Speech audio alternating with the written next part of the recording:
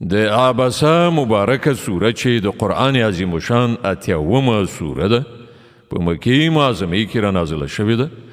42 مبارک آیاتونه لري. تلاوت او پښتو ترجمه یې له لومړي آیت څخه اورئ.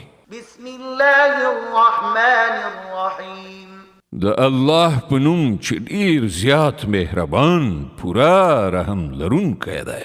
عبس وتولى أن جاءه الأعمى وما يدريك لعله يزكى أو يذكر فتنفعه الذكرى. پیغمبر وچولی تریو کړ او مخې واړو په دې خبره چې یو ړوند درته راغی. ته څه خبرې کیدای شي چې هغه پاکي او تقوا ترلاسه کړي یا نصیحت ته ځیر شي او نصیحت کول هغه ته ګټه ورسوي. أما من استغنى فأنت له تصدى وما عليك ألا يزكى. کوم سړي چې بې پروایي غوره کړه د هغه لوري ته خو تا پاملرنه وکړه په داسې حال کې چې که هغه سم نشي نو پر تا یې څه ضمانت دی. وأما من جاءك يسعى وهو يخشى فأنت عنه تلهى كلا إنها تذكرة. او څوک چې په خپله تا ته په منډه راغی او هغه ویریده له هغه څخه دې مخ واړو. هېڅکله باید داسې ونه شي. دا آیاتونه خو یو نصیحت دی. فمن شاء ذكره. د چا زړه چې وغواړي له هغه دې پند واخلي. في صحف مكرمة مرفوعة مطهرة بأيدي سفرة كرام بررة. دا قرآنی آیاتونه په داسې صحیفو کې نغښتي دي چې مبارکي دي، لوړه مرتبه لرونکي دي، پاکي دي، د عزتمندو او غوره لیکونکو په لاسونو کې دي. قتل الإنسان ما أكفره.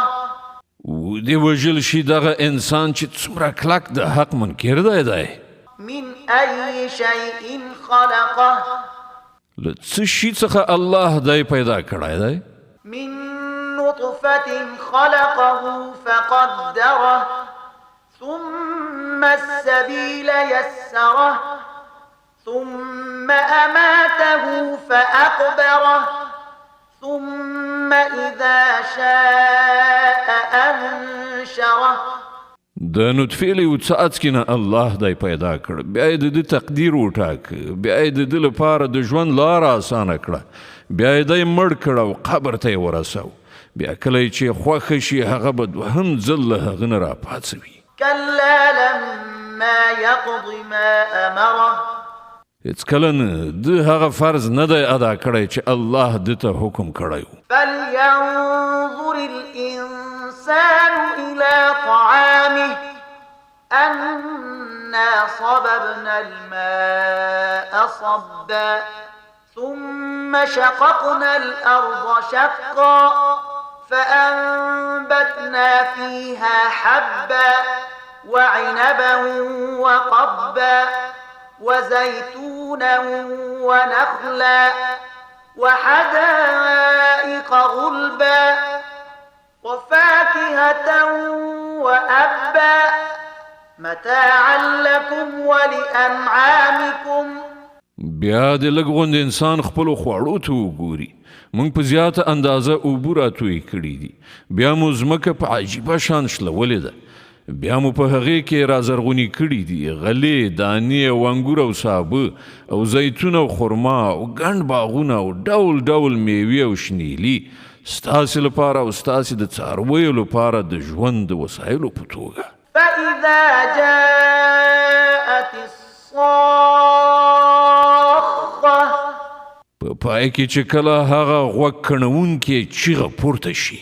يوم يفر المرء من أخيه وأمه وأبيه وصاحبته وبنيه. هغه ورځ چې بني آدم له خپل ورور او خپل مور او خپل پلار او خپل میرمنې او خپل اولادونو څخه تښتي. لكل امرئ منهم يومئذ شأن يغنيه له هغو څخه په هر یو به په دې ورځ داسې وخت راشي چې د هغه به له ځانه پرته بل هیڅ چاته پام نه وي. وجوه يومئذ مسفرة ضاحكة مستبشرة ځینې مخونو به په دې ورځ راڼه ځلیږي، ورین خندان او خوښ او تازه به وي. ووجوه يومئذ عليها غبرة ترهقها قترة أولئك هم الكفرة الفجرة. او په ځینو څېرو به په دې ورځ خاورې دوړېږي او سوی سکور به اوښتي وي. همدا کافران او فاجران خلک دي.